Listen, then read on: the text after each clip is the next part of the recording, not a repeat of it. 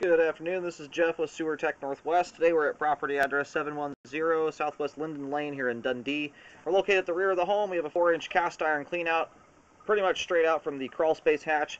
We're going to insert the camera and check the overall condition and serviceability of the sanitary sewer line. Currently have water running. Here we go, and we'll reverse direction at the end and scope back into the house as well.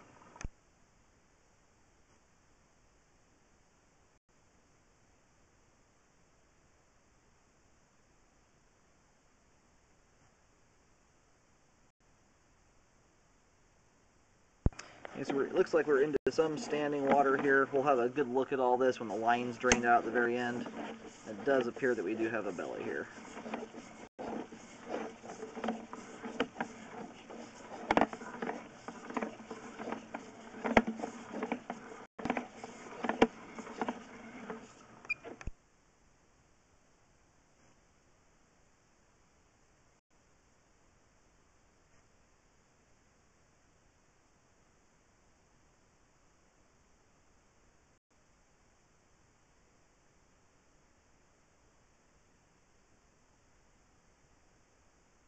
Okay, it just popped out of the standing water there. Transitions over to 6-inch concrete pipe here at 34 feet.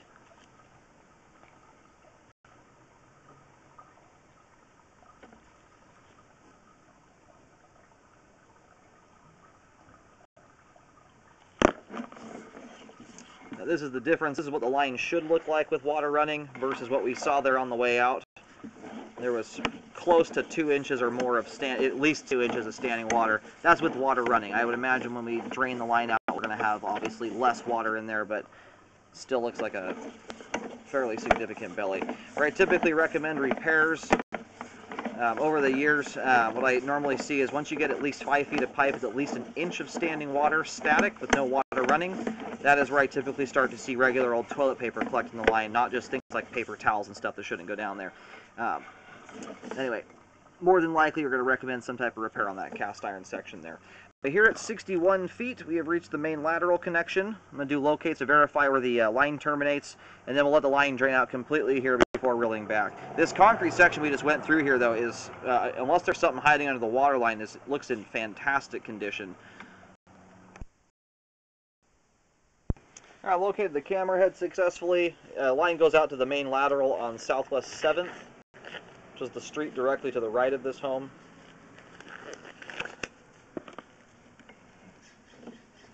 Looks like the line's still draining. We're going to give it just a few minutes.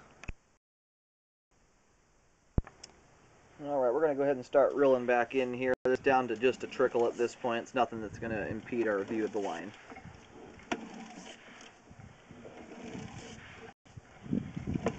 Yeah, normally it's the concrete pipe like we're in right here that we generally have issues with, not so much the cast iron. But for the age, concrete pipe does not get any better than this. It is still extremely smooth on the inside. All the joints are really tight. This section of the pipe looks fantastic. And this concrete section here, for the most part, is what's going underneath the street.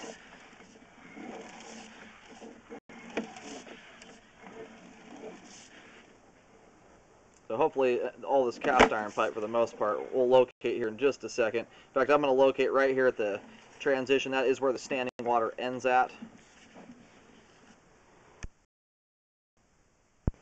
All right, I'm getting the camera head here at 3 feet 3 inches, or 3 feet 3 feet 4 inches deep, right in that spot. So it's quite shallow. And this is about a foot from the street curb. We're in the yard, though, so it looks like any repair you have to do here, you're just dealing with dirt. You don't have to mess with any concrete, which is always good. Saves a lot of money in repair costs. And at that depth, that's quite shallow. As long as the math will allow the line to grade proper, this hopefully is a settling issue and not incorrect math. If the math was done wrong, sometimes that does mean you have to adjust quite a bit more of the belly itself in order to get slope and grade proper. But at this point here, we are right at an inch of standing water. The water line's right to the top of the camera lens.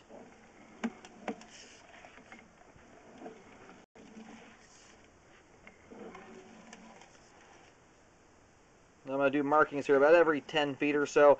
And even when so generally, like I mentioned before, an inch of standing water is where I typically see debris collecting the line. This right here is sitting closer to just over, it's about 3/8 of an inch, maybe about 1/2 of an inch of water.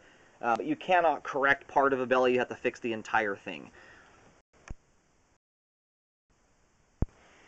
I put some white dots down on the ground showing the direction the pipe's running. Right now we're right over by this little brick pad that's kind of adjacent to the rear right corner of the house at 2 feet 8 inches deep there.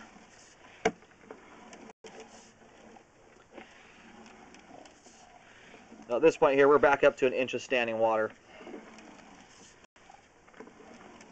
Now in a section of pipe that's this long with this amount of standing water in it poses a very high risk for debris buildup and blockage to occur. It's like hitting the bottom of a water slide. When you hit the pool at the bottom of this water slide, you come to a stop real quick, and that's basically what happens to toilet paper shooting down the line. Hits all the standing water and it stops up and it doesn't have anywhere to go.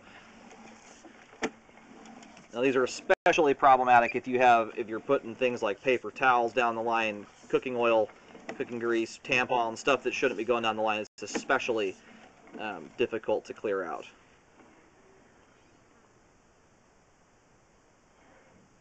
Let all this water settle back into place here.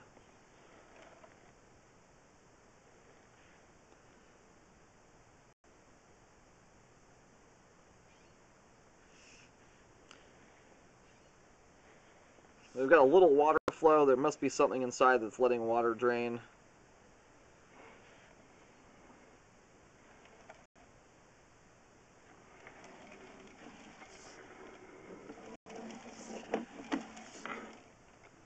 We're sitting right at the base of the cleanout here. I just want to make sure we see where the water's actually standing.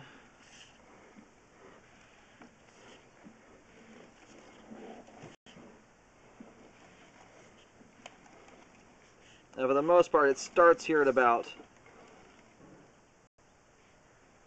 and we can see, and even when it's minimal like that, you still have to fix it all. So what I'm going to do, I'm going to recommend the line be repaired basically from the clean out. Even if the standing water is very, very minor, you still have no option other than to correct all of it in order to get the angle proper.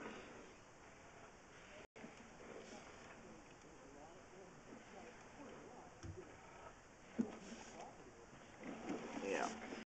I'm going to locate right here just in front of the clean out, but from the clean out to 35 feet, I do recommend correcting as we have an inch of standing water throughout. There's one spot where it drops down to 1/2 of an inch, but 80% of it or more has an inch of standing water.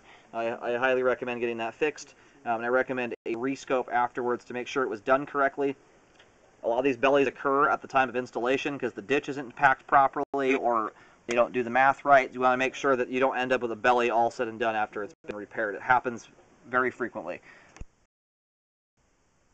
All right, we are at 2 feet 1 inches deep here, right up by the cleanout.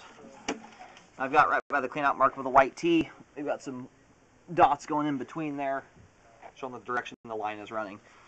Now, basically from the cleanout all the way out to the street curb, I recommend repairing or replacing the line. And I forgot to do a marking here around 15 feet. I just pushed back out, located that, and we were at 2 feet 5 inches deep there. So ranges from about 2 feet on the dot, right at the clean out, and then by the time you hit the street curb, about 3 feet 4 inches deep. And that's where you're going to have to do some math. Make sure that there's actually enough room there to grade the line properly. Now we're going to reverse direction here for a moment and scope back into the crawl space.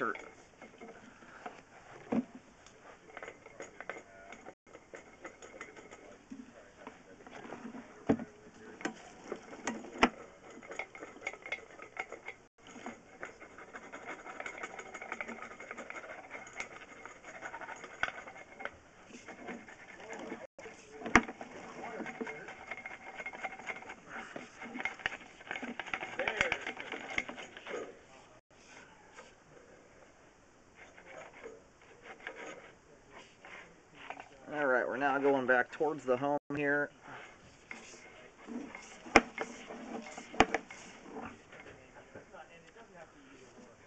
That stuff dangling from the top of the pipe there kind of looks like roots.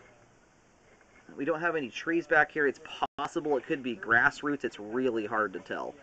It's very common to get hair and all kinds of other crap stuck in the line. You can see all the junk hanging from that. That looks like where the kitchen sink ties in. It kind of looks like roots. It also just looks like other debris that could just be in the line here. You've got some more stuff hanging from the top of the pipe there as well.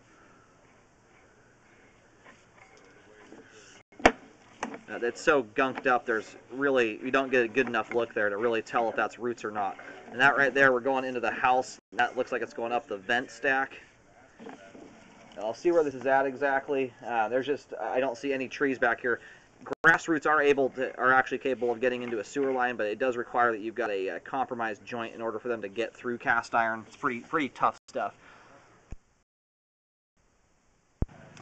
All right, we are inside the crawl space at this point. The line makes an immediate turn at the clean out and heads straight back into the house. So given where that's located at, that does appear to just be debris in the sewer line. You can get roots inside of crawl spaces, but in this circumstance, it looks more like we've got a bunch of hair and junk in here. We do have some standing water in the pipe there. It's not terribly significant.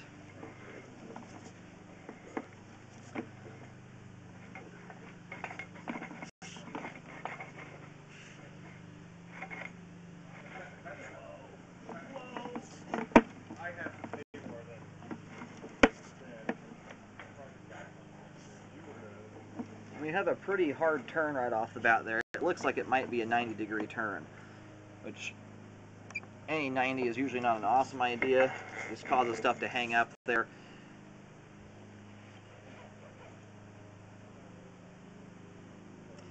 Anyway, the portion going back into the house there is functioning. We don't have any major standing water in it. It may turn out, though, that if you have to adjust some of the depth of the plumbing, sometimes it takes adjusting the entire stinking line in order to get grade proper out of the belly here. Now this amount of water right here is, a 1/16 of an inch or less. It's very, very minimal. Not something I would typically recommend correcting, but there is a decent chance that it may require that it be corrected in order to get the overall slope and grade of the line correct. Now keep that in mind.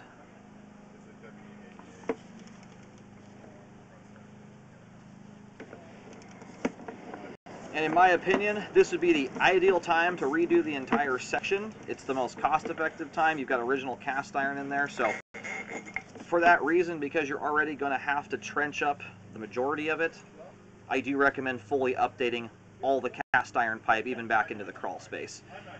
There's not a lot of standing water in there, but at this point in its existence, with basically 90% of it needing to be redone, I would recommend updating the pipe from this point back into the crawl space. It only goes a few feet into the crawl. It's not a terribly involved job here, and it's less than 2 feet deep going back into the house. So it would, in my opinion, not make a whole lot of sense to leave really old cast iron in the ground and update the rest of the line. You just might as well get it all done at once. So for that reason, I do recommend a full update from all the cast iron pipe out to the curb.